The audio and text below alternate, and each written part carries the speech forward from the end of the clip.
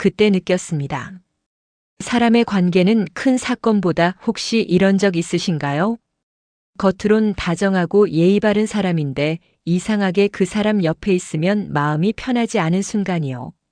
말은 부드러운데 미묘하게 눈빛이 차갑거나 웃고 있지만 그 웃음 뒤에 뭔가 계산이 느껴질 때 말이죠. 사람이 사람을 판단할 때 우리는 보통 말과 태도를 먼저 봅니다. 괜찮아요, 신경 쓰지 마세요 같은 말을 들으면 진심인 줄 알죠. 하지만 이상하게 시간이 지날수록 그 말보다 작은 행동 하나가 더 크게 마음에 남습니다. 그게 바로 사람의 본성 신호입니다. 우리는 다들 사회생활을 하며 겉모습을 관리하죠. 표정도 말투도 심지어 웃음의 타이밍까지 조심스럽게 조절합니다.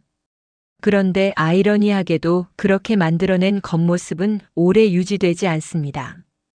오히려 잠깐의 시선, 사소한 손짓, 작은 지각 한 번이 진짜 성격을 드러냅니다. 보통 사람들은 나는 그런 사람 아니야 라고 말하지만 행동은 거짓말을 못합니다. 그 사람의 무의식적인 습관이 결국 말보다 정확하게 진심을 보여주죠.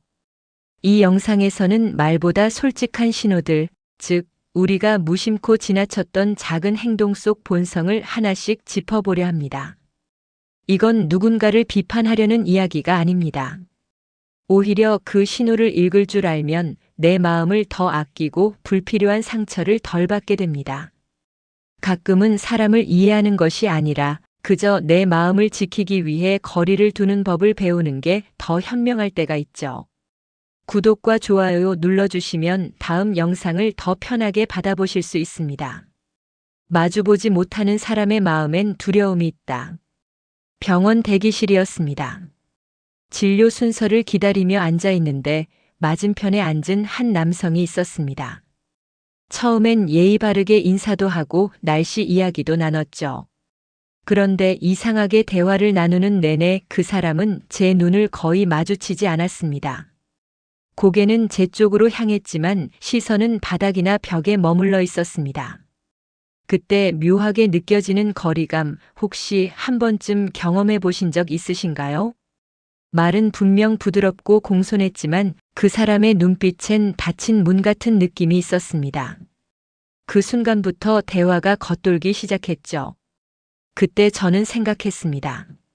사람의 진심은 말보다 눈빛에 먼저 스친다는 걸요. 미국 미시간 대학의 사회심리학자 아가일과 디는 대화 중 시선이 감정에 어떤 영향을 주는지 연구했습니다.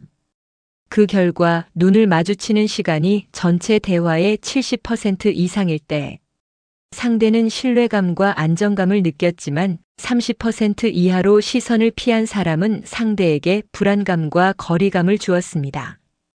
특히 눈을 회피하는 행동은 긴장보다는 심리적 방어에 가깝다는 분석이 나왔습니다. 즉, 눈빛은 단순한 시각 행위가 아니라 감정의 개방 정도를 나타내는 무의식적 신호였죠. 그 사람이 마주보지 못하는 이유는 대부분 이 때문입니다. 눈빛은 마음의 문이기 때문이죠.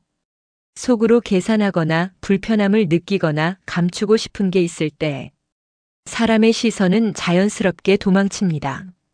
그건 성격이 나빠서가 아니라 자신의 불안을 숨기려는 자기 보호 패턴입니다. 눈빛은 통제하기 가장 어려운 신호입니다. 말은 얼마든지 다듬을 수 있지만 눈빛은 마음의 온도를 그대로 드러냅니다.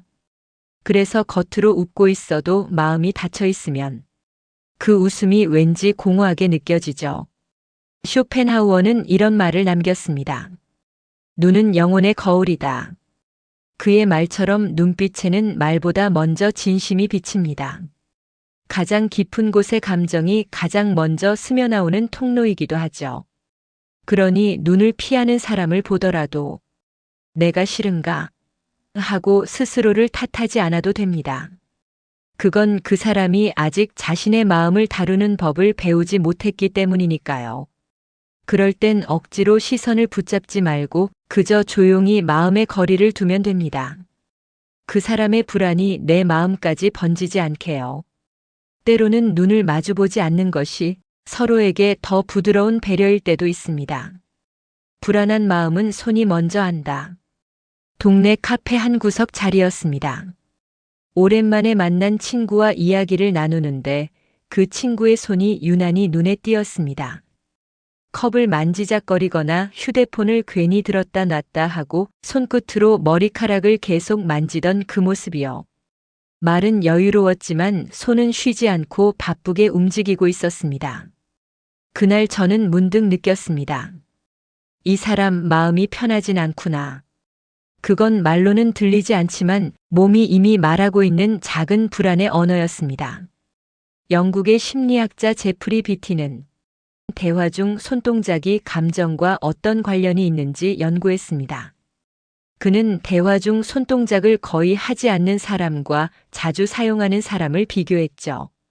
그 결과 손동작이 많을수록 불안 수준이 평균보다 2.3배 높았고 상대의 평가를 과도하게 의식하는 경향이 있었다고 합니다. 또한 손톱을 만지거나 책상을 두드리는 행동은 심리학에서 자기 진정 행동이라 부르는데 이는 불안할 때 스스로를 안정시키려는 무의식적 신호로 해석됩니다. 그 사람이 그렇게 손을 움직이는 건 대부분 이 때문입니다. 손은 마음의 긴장을 숨기지 못하기 때문이죠. 입은 말을 포장할 수 있지만 손은 진심을 따라갑니다. 그래서 마음이 편할 때는 손이 자연스럽게 고요하지만 불안이 스며들면 손이 먼저 움직이기 시작합니다. 이건 성격의 문제가 아니라 감정의 패턴입니다. 감정의 불안을 손끝으로 다스리려는 몸의 작은 시도이죠. 말은 괜찮다 하지만 손은 아니야. 나 지금 긴장 중이야 라고 속삭입니다.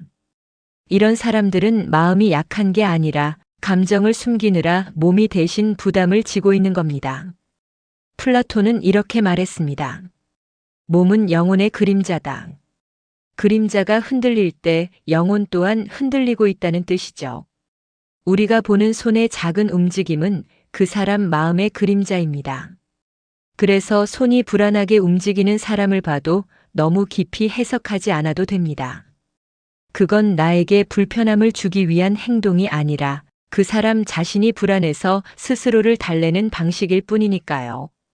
그럴 땐 마음속으로 살짝 거리를 두고 이건 저 사람의 불안이지 내 몫이 아니야 하고 정리하면 됩니다. 때로는 이해보다 침착한 관찰이 나를 지켜줍니다. 그 손끝의 떨림은 그 사람의 싸움이지 내 책임이 아니니까요. 시간을 대하는 태도는 사람을 대하는 태도다. 직장 동료 중에 이런 사람이 있었습니다. 약속만 잡으면 꼭 10분, 20분씩 늦는 사람이었죠. 길이 막혀서요. 전화가 와서요. 항상 그럴듯한 이유는 있었습니다. 하지만 이상하게 그 사람이 약속 장소에 늦게 나타날 때마다 내 시간을 가볍게 여기는 것 같아 기분이 묘했습니다. 말은 예의 바르지만 행동 속엔 묘한 무심함이 있었죠. 한두 번은 이해하지만 반복되면 마음이 다릅니다. 왜 나랑 있을 땐 늘 늦지? 그 질문이 마음에 남았죠. 그건 단순한 지각이 아니라 관계 속에서 누가 더 중심이냐를 드러내는 신호였습니다. 미국 샌디에이고 주립대의 사회심리학자 제프리 스미스 박사는 시간 약속과 관계 존중의 상관성을 연구했습니다. 220명의 참가자를 관찰한 결과 상대방을 존중할수록 평균 6분 일찍 도착했고 반대로 관계의 우위를 느끼는 사람은 평균 9분 늦게 도착했습니다. 이 연구는 시간 개념이 단순히 습관이 아니라 상대의 중요도를 무의식적으로 표현하는 방식이라는 걸 보여줍니다. 시간을 지키는 태도는 곧 사람을 대하는 태도였던 거죠. 그 사람이 늘 약속에 늦는 건 대부분 이 때문입니다. 그의 머릿속엔 시간보다 내가 중심이라는 인식이 있기 때문이죠. 이건 게으름이 아니라 관계 주도권의 패턴입니다. 말로는 미안해요라고 하지만 행동은 내가 조금 늦어도 괜찮잖아 라는 메시지를 보냅니다. 말은 멀쩡한데 행동은 다른 언어로 말하고 있는 셈이죠. 흥미롭게도 이런 사람들은 대부분 나는 원래 시간 개념이 좀 느려라고 말합니다. 그건 변명이 아니라 자기 중심적 시간 감각의 습관화입니다. 즉 자신의 일정과 기분이 관계보다 먼저 오는 패턴이죠. 몽테뉴는 이렇게 말했습니다. 시간을 소홀히 하는 자는 결국 삶을 소홀히 한다. 그가 말한 시간은 단순한 시계의 바늘이 아니라 사람과 사람 사이의 존중의 단위입니다. 누군가의 시간을 소중히 여긴다는 건 그 사람의 존재를 가볍게 보지 않는다는 뜻이죠. 그래서 약속을 자주 어기는 사람을 만나도 너무 화내지 않아도 됩니다. 그건 나를 무시해서라기보다 그 사람이 아직 자기 기준 안에서만 살아가는 신호일 수 있으니까요. 그럴 땐 그냥 마음속으로 이렇게 말하면 됩니다. 그 사람의 시간은 그 사람의 것, 내 시간은 내 것. 그 선을 분명히 하는 순간 감정 소모가 훨씬 줄어듭니다. 시간을 지킨다는 건 결국 나 자신을 존중하는 방법이기도 하니까요. 작은 부탁 앞에서 드러나는 관계의 온도. 동네 경로당에서 함께 봉사활동을 하는 분이 있었습니다. 늘 인사도 반갑게 하고 대화도 잘 통하고 겉보기엔 다정한 사람이었죠. 어느 날 무거운 상자를 옮기다가 이거 좀 같이 들어주실래요? 하고 부탁을 했습니다. 그런데 그분이 잠깐 머뭇하더니 나 허리가 요즘 좀 안 좋아서 다음에요. 하며 미소 지었습니다. 그 말투가 나쁘진 않았지만 어쩐지 마음이 싸해졌습니다. 그날 이후로 그분은 눈도 잘 마주치지 않더군요. 이렇게 작은 부탁 앞에서 온도가 드러난다는 걸요. 하버드대 사회심리학자 프랭크 플리는 작은 부탁이 관계를 드러내는 신호라는 흥미로운 연구를 진행했습니다. 그는 실험 참가자들에게 사소한 도움을 요청하는 시나리오를 제시하고 그 수락률과 감정 반응을 조사했죠. 그 결과 감정적으로 가까운 관계일수록 2.5배 더 쉽게 도움을 수락했고 거리를 두고 싶은 상대일수록 귀찮음을 이유로 거절하는 경향이 높았습니다. 플리는 이렇게 말했습니다. 사람은 부탁을 받을 때 부담이 아니라 관계의 의미를 먼저 계산한다. 즉, 부탁을 들어주는 건 성격의 친절함보다 그 관계를 얼마나 이어가고 싶은가라는 무의식적 신호라는 겁니다. 그 사람이 작은 부탁을 거절하는 건 대부분 이 때문입니다. 그의 마음속에서 이미 이 관계를 내가 유지하고 싶은가를 본능적으로 판단하고 있기 때문이죠. 이건 성격의 문제가 아니라 관계 거리 조절의 패턴입니다. 말로는 지금은 좀 바빠서 혹은 허리가 안 좋아서라고 하지만 그 속엔 지금은 그만큼 가까워지고 싶지 않아라는 마음이 숨어 있을 수도 있습니다. 사람의 진심은 이런 사소한 순간에 훨씬 정확히 드러납니다. 반대로 평소 말이 적더라도 작은 부탁을 흔쾌히 들어주는 사람은 이미 마음의 문을 열고 있는 경우가 많습니다. 쇼펜하우어는 이렇게 말했습니다. 인간관계의 본질은 도움의 크기에 있지 않다. 마음의 방향에 있다. 그 말처럼 도와주는 행위 자체보다 기꺼이 움직이려는 마음의 온도가 관계의 질을 결정합니다. 그래서 누군가 내 부탁을 거절하더라도 너무 서운해하지 않아도 됩니다. 그건 내가 부족해서가 아니라 그 사람이 이미 감정의 거리를 정해두었기 때문이니까요. 그럴 땐 억지로 다가가지 말고 그 거리 그대로 두면 됩니다. 나를 귀찮게 여기지 않는 사람, 내 작은 부탁에도 웃으며 반응해주는 사람이 결국 내 곁에 남습니다. 관계는 부탁의 크기가 아니라 마음의 온도로 구분되니까요. 칭찬 앞에서의 태도 그 사람의 내면을 비춘다. 지역 문화센터에서 함께 수업 듣는 분이 있었습니다. 늘 묵묵하게 참여하시고 남을 먼저 챙기는 분이었죠. 어느 날 제가 그분에게 말했습니다. 오늘 발표 참 좋았어요. 말씀을 참 조리 있게 하시네요. 그런데 그분은 고개를 살짝 숙이며 이렇게 말했습니다.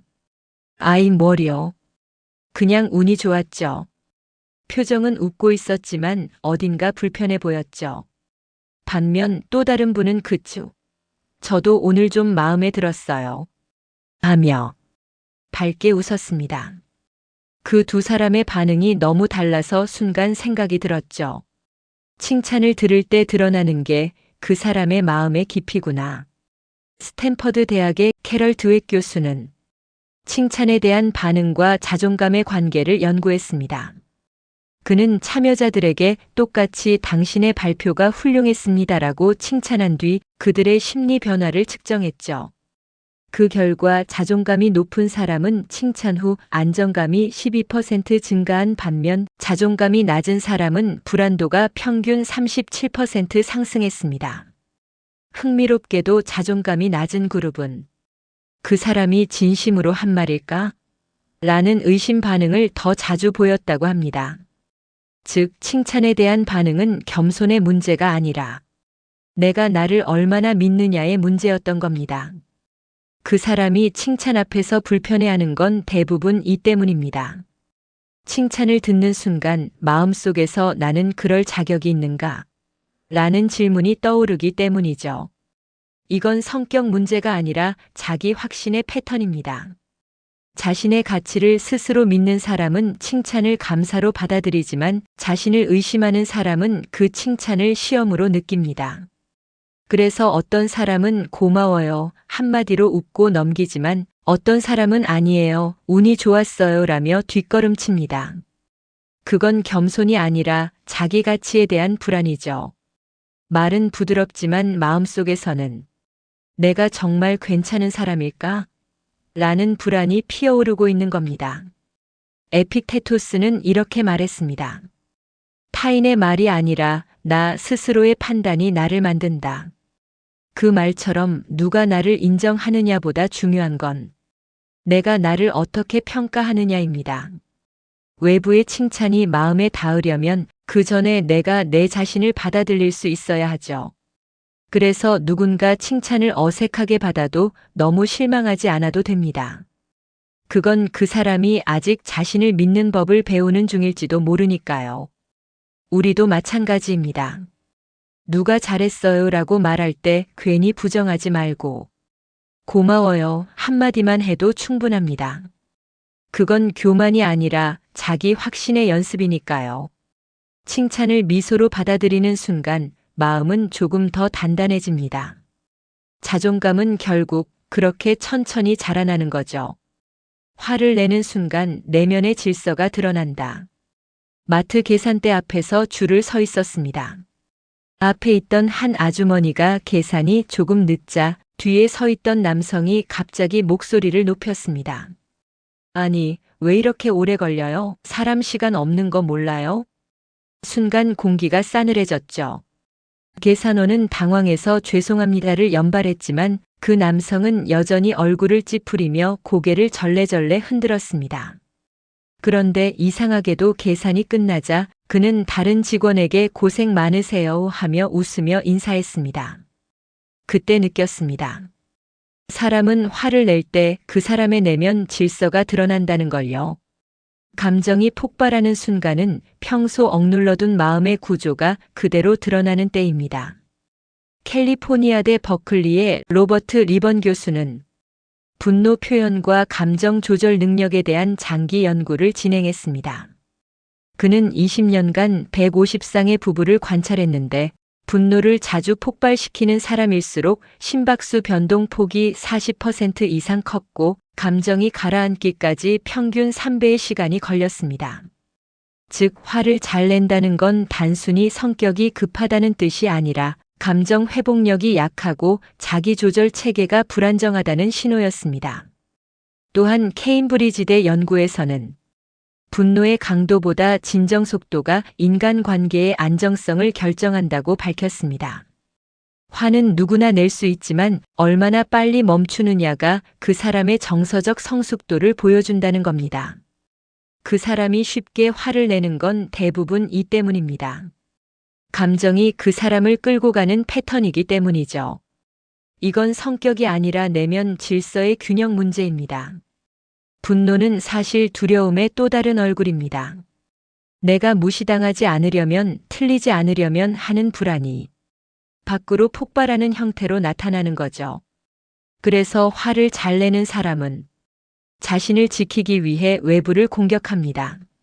마음속 깊은 두려움을 감추기 위해 큰 목소리와 단호한 표정을 무기로 쓰는 겁니다. 하지만 진짜 강한 사람은 감정을 다스릴 줄 아는 사람입니다. 자신의 불안을 인정하고 그것을 말로 다루는 사람이죠. 아리스토텔레스는 이렇게 말했습니다. 분노는 누구나 할 수 있다. 그러나 올바른 사람에게 올바른 이유로 올바른 때에 화를 내는 것은 어렵다. 그의 말처럼 감정을 표현하는 데는 균형과 방향이 필요합니다. 분노가 자신을 태우지 않고 세상을 비추려면 내면의 질서가 먼저 서 있어야 하죠. 그래서 화내는 사람 앞에서 굳이 감정적으로 맞받을 필요는 없습니다.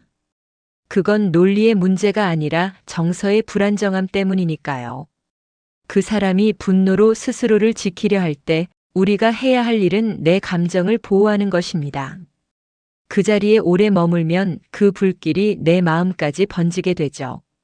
그럴 땐 조용히 한 발짝 물러서는 게 가장 현명합니다. 분노를 멈추게 할 수는 없어도 그 분노로부터 나를 지킬 수는 있으니까요. 사람의 품격은 미안해 이후에 드러난다. 가족 모임 자리였습니다. 사소한 오해로 언성이 높아졌고 분위기를 풀기 위해 큰형이 먼저 말했습니다. 내가 좀 심했네. 미안해. 순간 다들 고개를 끄덕이며 안도했죠. 그런데 바로 뒤에 붙은 말이 문제였습니다. 근데 너도 그때 너무한 거 알지? 순간 공기가 다시 얼어붙었습니다. 사과한 건가 변명한 건가? 그 한 문장의 분위기가 완전히 달라졌습니다. 그때 느꼈죠. 사람의 품격은 미안해 이후에 드러난다는 걸요. 말로는 누구나 사과할 수 있지만 그 말 뒤에 어떤 태도가 따라오느냐가 진짜 진심을 가르는 기준이 됩니다. 캐나다 워털루 대학교의 사회심리학자 베티나 리플레는 진정한 사과와 신뢰 회복력에 관한 연구를 했습니다. 그 결과 하지만 벗이나 너도유 투 같은 단어가 들어간 사과는 상대의 신뢰 회복 효과가 5점 만점 중 0.3점에 불과했습니다. 반면 이유를 덧붙이지 않고 책임을 명확히 인정한 사과는 평균 4.2점의 신뢰 회복 효과를 보였죠. 즉, 사과의 진정성은 말의 형식이 아니라 책임을 누구에게 두느냐에 달려 있었습니다. 사람들은 미안해요 보다 그 일로 당신이 마음 상했겠어요 라는 말을 들을 때 더 큰 진심을 느꼈습니다. 그 사람이 사과하면서도 변명을 덧붙이는 건 대부분 이 때문입니다. 진심으로 미안한 게 아니라 자존심을 잃고 싶지 않기 때문이죠. 이건 성격이 아니라 방어의 패턴입니다. 사람은 잘못을 인정하면 자신이 낮아질 것 같아 두렵습니다. 그래서 미안해 뒤에 근데 너도를 붙입니다. 겉으로는 사과지만 속마음은 나만 탓하지 마인 셈이죠. 그건 미안함이 아니라 자기 보존의 언어입니다. 반대로 진짜 성숙한 사람은 사과를 간단하게 합니다. 변명 대신 인정으로 말하죠. 그땐 내가 잘못했어. 그 한마디가 관계를 다시 세웁니다.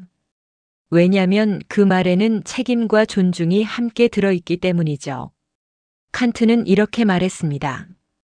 도덕은 잘못을 부정하지 않는 데서 시작된다. 그의 말처럼 진짜 사과는 잘못을 덮는 행위가 아니라 관계의 진실을 다시 여는 용기입니다. 미안해 뒤에 침묵이 따뜻할 때 그 사람이 어떤 사람인지 알 수 있죠. 그래서 누군가 내게 변명 섞인 사과를 해도 너무 실망하지 않아도 됩니다. 그건 그 사람이 아직 진심보다 자존심을 더 세게 쥐고 있기 때문이죠. 우리가 할 일은 그 사과의 모양을 고치려는 게 아니라 그저 마음속으로 선을 긋는 겁니다. 그건 당신의 방식이고 나는 내 감정을 지킨다. 진심 없는 미안함에 매달릴 필요 없습니다. 사과의 말보다 중요한 건 그 뒤의 행동이니까요. 그게 보이지 않는다면 조용히 거리를 두는 게 성숙한 선택입니다. 그건 냉정함이 아니라 내 마음을 보호하는 가장 따뜻한 방법이죠. 사람의 본성은 거창한 상황에서 드러나지 않습니다. 대부분의 진심은 눈빛, 손짓, 약속, 말투 같은 작고 사소한 행동 속에 녹아 있습니다. 우리는 종종 사람은 겪어봐야 안다고 말하지만 사실은 이미 처음 만난 그 몇 초 사이에도 상대의 본심은 스쳐 지나가고 있죠. 눈을 피하는 사람에겐 두려움이 있고 손이 바쁜 사람에겐 불안이 있으며 약속을 지키지 않는 사람에겐 중심이 흐트러져 있습니다. 칭찬을 불편해하는 사람은 자기 확신이 약하고 화를 쉽게 내는 사람은 내면의 질서가 흔들려 있죠. 그리고 미안해 뒤에 변명을 덧붙이는 사람은 아직 자존심과 진심 사이에서 길을 찾지 못한 겁니다. 우리가 이 신호들을 읽을 줄 안다면 사람을 판단하려는 게 아니라 내 감정을 지키는 지혜를 얻게 됩니다. 상대의 행동에 일일이 상처받지 않고 이건 그 사람의 패턴일 뿐이야 하고 마음속에서 선을 긋는 힘이 생기죠. 살다 보면 모든 관계를 다 좋게 유지할 수는 없습니다. 어떤 사람은 내게 따뜻하고 어떤 사람은 이상하게 불편하게 느껴질 때도 있죠. 그럴 때마다 너무 노력하지 않아도 됩니다. 모든 관계를 붙잡는 대신 나를 편안하게 해주는 관계를 지키면 충분합니다. 감정적으로 휘둘리지 않는다는 건 냉정함이 아니라 내 마음의 온도를 스스로 조절하는 능력입니다. 불편한 사람에게서 한 걸음 물러서고 나를 이해해주는 사람 곁에 머무는 것. 그게 결국 평생을 따뜻하게 살아가는 방법이죠. 오늘 이 이야기가 당신의 마음에 작은 여유를 남겼기를 바랍니다. 우리 모두가 완벽할 수는 없지만 서로의 본성을 조금 더 이해하려는 그 마음 하나면 충분합니다. 그리고 오늘도 우리도 조금씩 더 따뜻해질 수 있으면 좋겠습니다. 오늘 영상이 조금이라도 도움이 되셨을까요? 구독과 좋아요를 눌러주시면 더 좋은 영상을 빠르게 만나보실 수 있습니다. 오늘도 끝까지 함께 해주셔서 고맙습니다.